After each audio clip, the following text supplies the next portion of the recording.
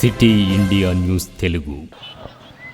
ఉమ్మడి మహబూబ్ నగర్ జిల్లాలో 2 పార్లమెంటు స్థానాలకు గాను ఉదయం 8 గంటల నుంచి కౌంటింగ్ ప్రక్రియ మొదలైంది. ఇప్పటిదాకా చూసుకుంటే నాగర్ కర్నూల్ పార్లమెంట్ సెగ్మెంట్లో చూసుకుంటే తొందరగానే రిజల్ట్ అనేది రావడం జరిగింది. బీఆర్ఎస్ అభ్యర్థి పైన కాంగ్రెస్ అభ్యర్థి మల్లు రవి విజయం సాధించడం జరిగింది.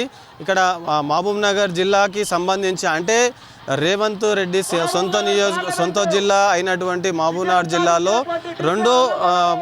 అంటే ఇక్కడ పార్లమెంట్కి సంబంధించినటువంటి సెగ్మెంట్లలో వంశీచందర్ రెడ్డి దాంతోపాటుగా డీకేఆర్ మధ్యలో పోటాపోటీ హోరాహోరీగా కౌంటింగ్ ప్రక్రియ నెలకొన్నదని చెప్పొచ్చు.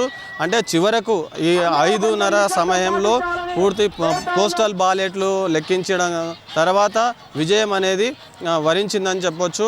3,663 ఓట్ల మెజార్టీతో డీకే అరుణమ్మ బీజేపీ అభ్యర్థి అయినటువంటి డీకే అరుణమ్మ ఇప్పుడు వంశీచందర్ రెడ్డి అంటే కాంగ్రెస్ అభ్యర్థి అయినటువంటి వంశీచందర్ రెడ్డిపై 3,636 ఓట్ల మెజార్టీతో విజయం సాధించారని చెప్పొచ్చు. ఇక ఇక్కడ చూస్తున్నాము సంబరాలు మునిగితేలాయి. అయితే బీజేపీ శ్రేణుల్లో నూతన ఉత్తేజం నెలకొన్నదని చెప్పొచ్చు. కెమెరామెన్ తోయితో రవీందర్ గౌడ్, మహబూబ్ నగర్.